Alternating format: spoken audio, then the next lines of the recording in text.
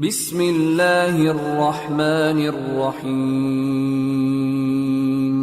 ليس عليكم جناح أن تبتغوا فضلا من ربكم فإذا أفضتم من عرفات فاذكروا الله عند المشعر الحرام واذكروه كما هداكم وإن كنتم من قبله لمن الضالين.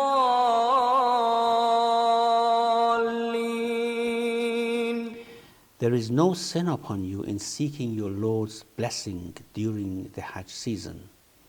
Then when you stream out of Arafat, remember God at the holy Mash'ar and remember Him the way He has guided you. And earlier you were indeed among the astray.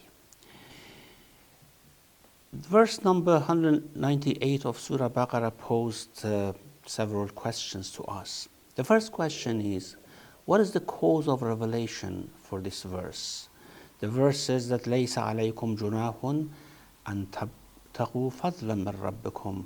There is no sin upon you in seeking your Lord's blessing during the Hajj season. Now, we have in some narrations that at the time of Jahiliyyah, because people tried to meticulously follow the rulings of Hajj, many of which they had added to the rituals of Ibrahim alayhi salam, they regarded certain things as not to be allowed. For example, one of them was that there is no permissibility of doing business for a Hajj. Someone who's performing Hajj, they should not do anything else. They should not do business. They should not even help others. They just have to focus on the performance of Hajj. Here, of course, it says that there is no harm in it. While you are doing Hajj, you do other things. And actually, some people asked the Prophet, peace be upon him, because they were, for example, renting out things that they had, or they were working for the groups which were coming, and it was sort of mixed, Hajj and, of course, work and business. And they said, is it allowed for us to perform Hajj and these things at the same time? Here it says this is fadlun, of course, min rabbikum, from your Lord. You are seeking a fadl from your Lord, and therefore there is no problem doing that. So لَيْسَ عَلَيْكُمْ جُنَاحٌ أَن تَبْتَغُوا فَضْلًا مِنْ رَبِّكُمْ means that you can, while you are performing Hajj with sincerity, you can of course seek from the grace of your Lord as well. There is no problem in doing such things. So the meaning of grace here, the second question that we asked about the verse, what is the meaning of grace in this verse? Now, the meaning of grace may mean the rest. For example, as we have in many other verses, for example, وَآخَرُونَ يَضْرِبُونَ فِي الْأَرْضِ يَبْتَغُونَ مِنْ فَضْلِ اللَّهِ in Surah Al-Muzammil. There are some people who travel on the earth seeking the rizq. This is Fazlullah. جَعَلَ لَكُمُ اللَّيْلَ وَالنَّهَارِ لِتَسْكُنُوا فِيهِ وَلِتَبْتَغُوا مِنْ فَضْلِهِ. Of course, night is for rest and the day is for seeking the fadl and grace of Allah. It's all seeking the rizq from Allah subhanahu wa ta'ala. So لَيْسَ عَلَيْكُمْ جُنَاحٌ أَن تَبْتَغُوا فَضْلًا مِنْ رَبِّكُمْ. Fadl is the rizq, business, things like that. Why Arafat is called Arafat? There are several root words that may be the root for the word Arafat. First of all, Arafat is the plural of Arafah, and Arafah are different places in Arafat. All together, they are called Arafat. Every place in Arafat is an Arafah, which I give the meaning of Arafat. Now, there are three possibilities for the root word of Arafat. One is from Ma'rifah. And the reason it's called Arafat from Ma'rifah is because either it was the first place where Adam and Hawa met each other after they were relegated to the earth, and therefore they knew each other there. It's called Arafat. The second reason why it's called Arafat is something which is reported from Imam Ali alayhi salam.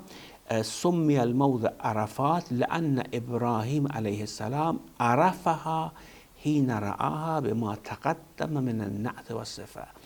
When Abraham, of course, was guided to Mecca from his place of residence far away in north, Allah described for him the place. And when he entered Arafah, he recognized that this should be the place where Allah had described, so it was named Arafat.